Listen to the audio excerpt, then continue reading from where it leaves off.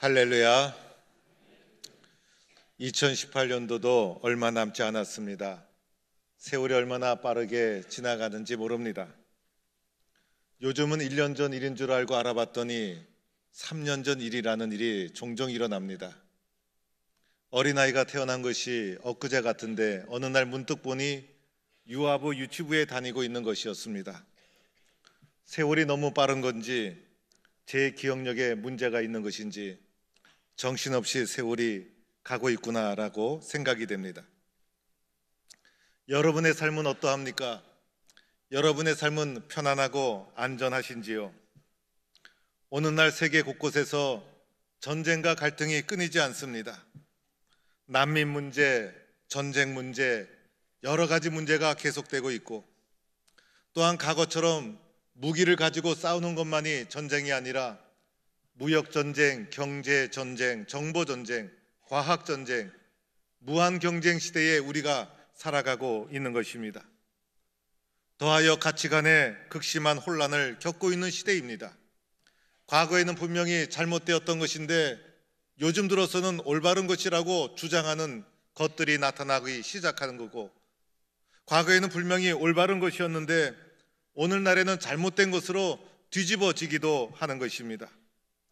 어느 것이 옳은지 분별력이 요청되는 혼란의 시대를 우리는 살아가고 있는 것입니다.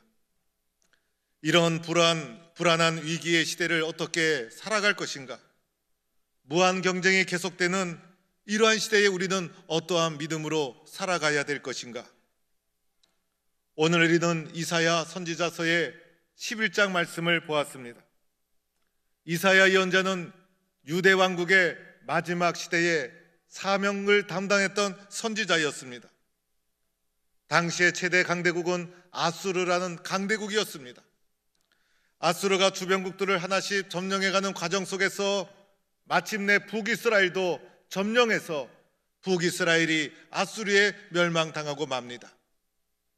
아수르 강대국은 점점 남쪽으로 세력을 확장해 가면서 애굽, 이집트까지 점령해서 고대 근동지방의 거대한 초강대국을 이루게 됩니다. 그런데 남쪽으로 진입해가는 과정 속에 애굽으로 가는 길목에 위치한 나라가 바로 유대 왕국이었던 것입니다. 유대의 주변국들은 이미 아수르에 다 항복을 해서 조공을 바치는 상황이었습니다. 유대 왕 히스기야가 아수르로부터 나라를 지키려고 믿음으로 노력을 했지만은 히스기야도 마침내 죽고 말았고, 나라의 운명은 아수르 앞에 불안한 나날을 지내고 있었을 때 하나님은 이사야를 통해서 나라를 위로해 주는 것이 오늘의 말씀이었습니다. 얼마나 불안했을까?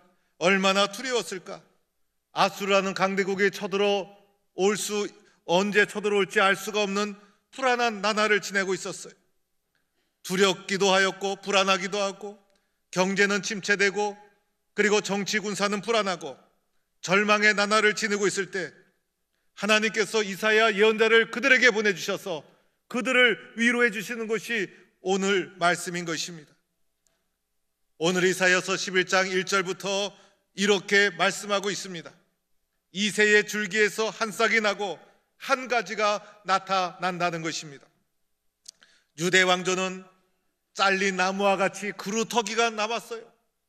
그 왕성했던 유다 왕국은 다 무너지고 잘린 나무처럼 그루터기만 남았는데, 멸망할 줄 알았던 그 그루터기에서 한 줄기의 희망의 작은 싹이 나오게 되는 것이에요. 이전과는 완전히 다른 새로운 싹이었습니다.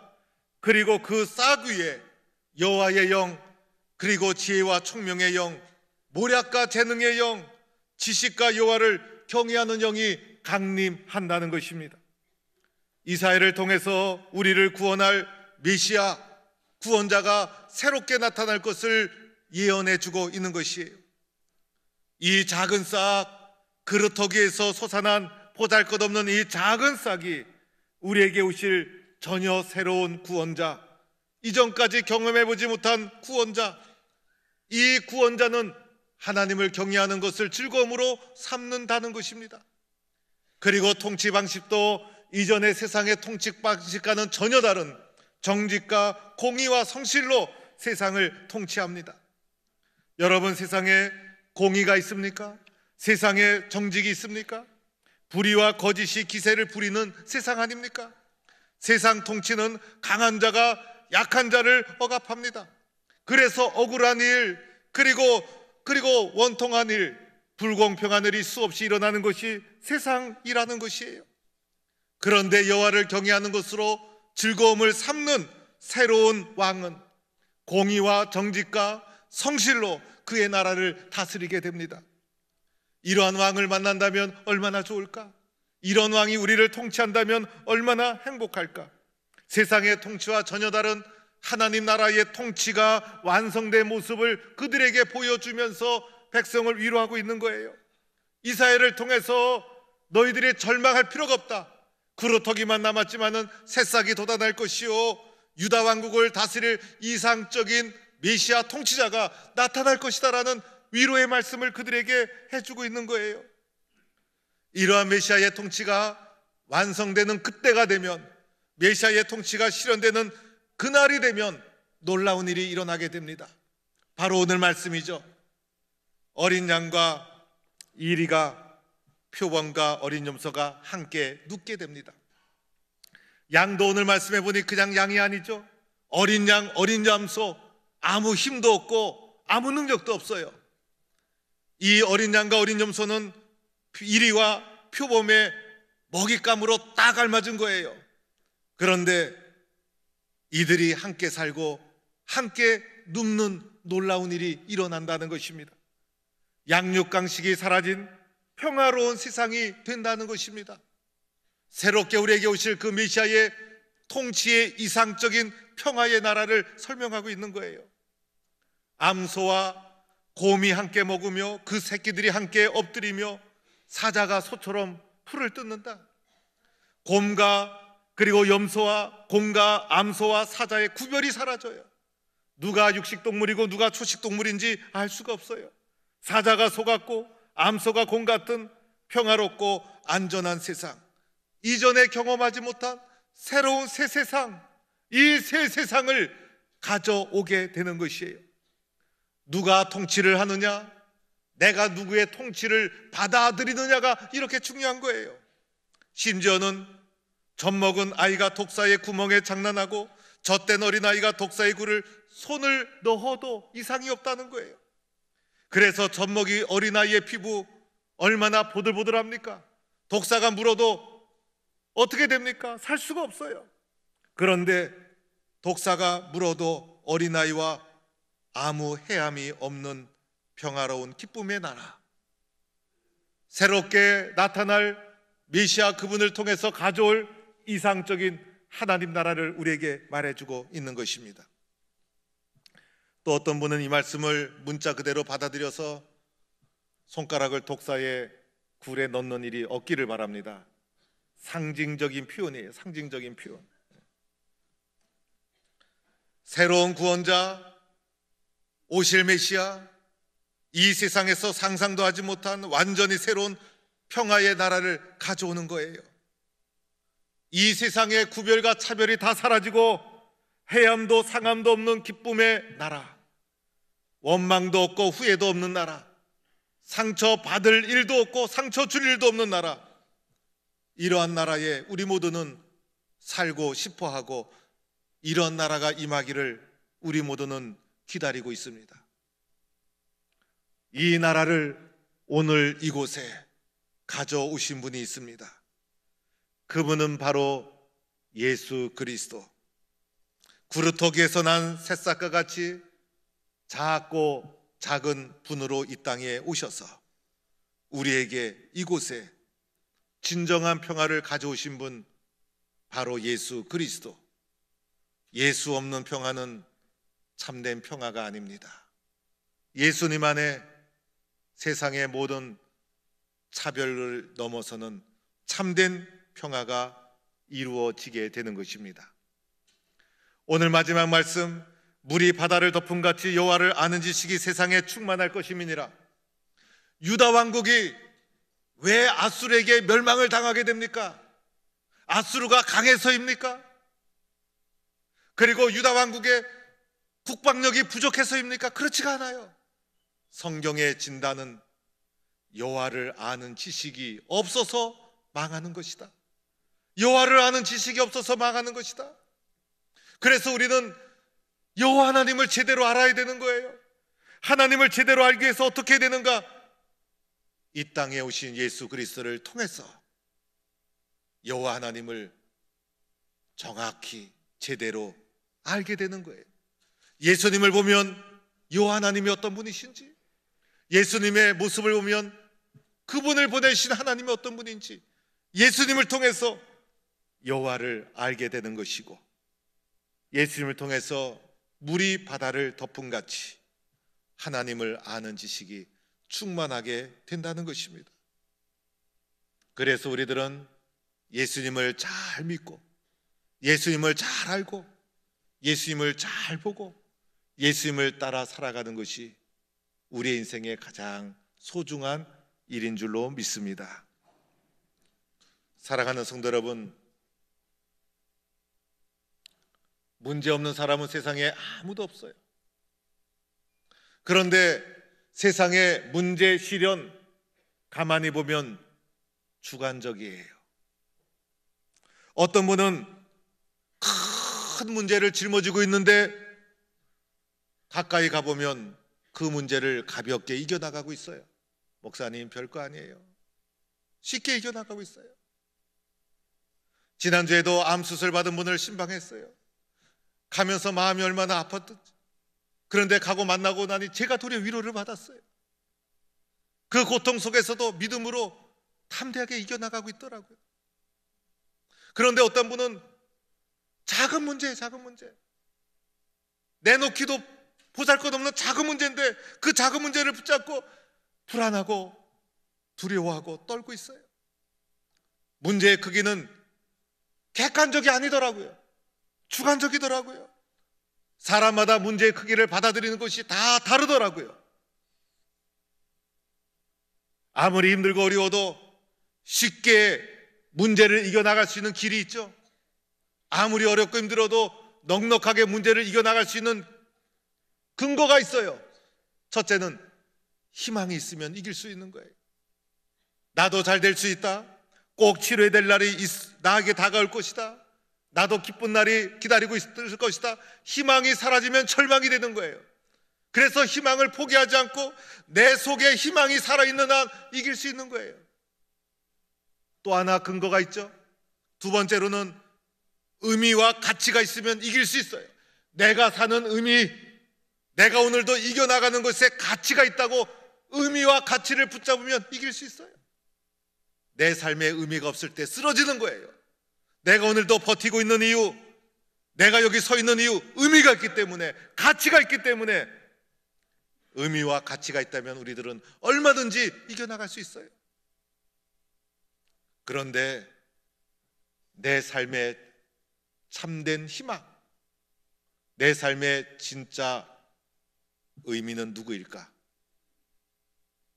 내가 아니라 내 안에 계신 예수님이신 줄로 믿는 성도가 될 수 있기를 축원합니다.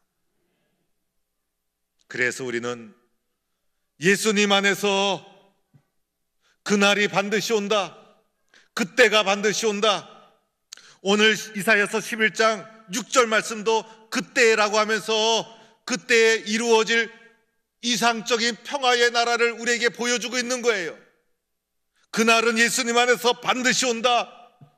그때는 예수님 안에서 반드시 온다. 예수님이 함께 하시면 오늘의 어려움과 시련을 이겨나가 마침내 평화의 나라를 만나게 될 것이다.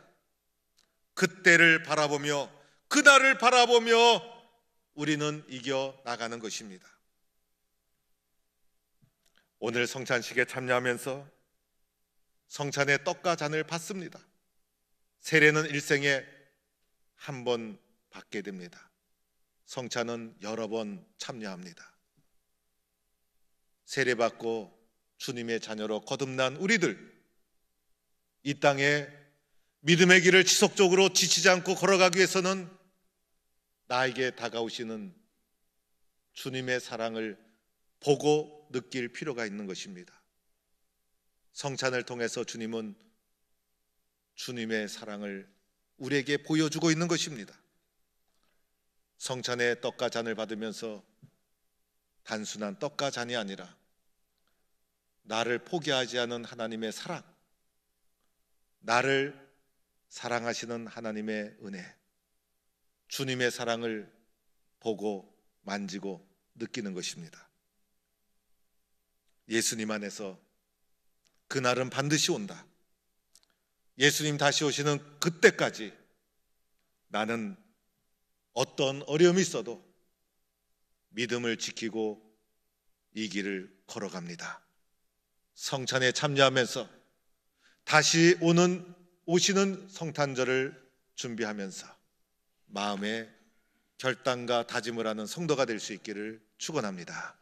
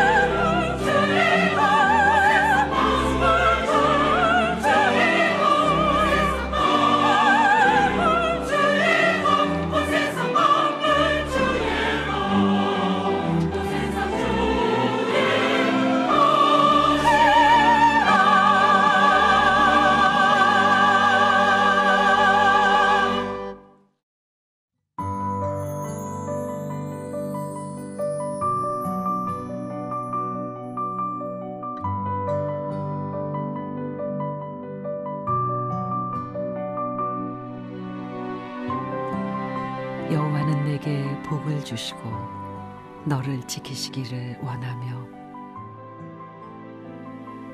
여호와는 그의 얼굴을 내게 비추사 은혜 베푸시기를 원하며 여호와는 그 얼굴을 내게로 향하여 드사 평강 주시기를 원하노라 할지니라 하라.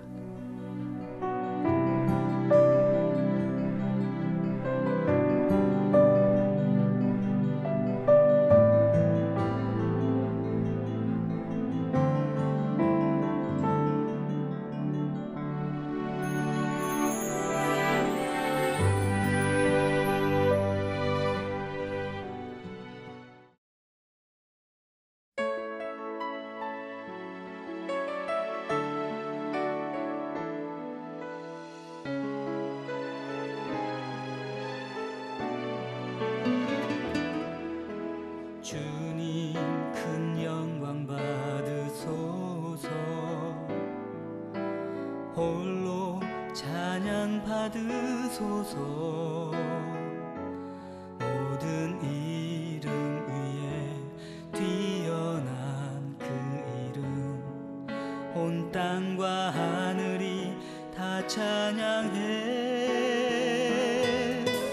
겸손하게 우리 무릎 꿇고 주 이름 앞에 영광 돌리세.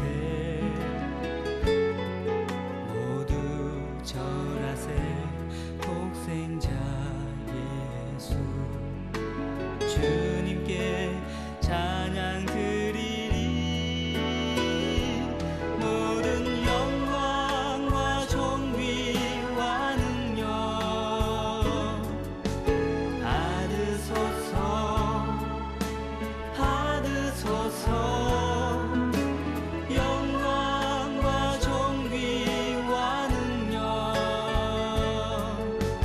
받으소서. 받으소서.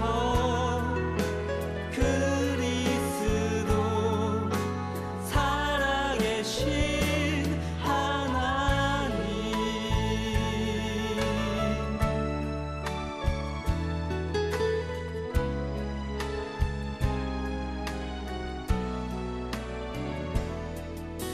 주님 큰 영광 받으소서. 홀로 찬양 받으소서.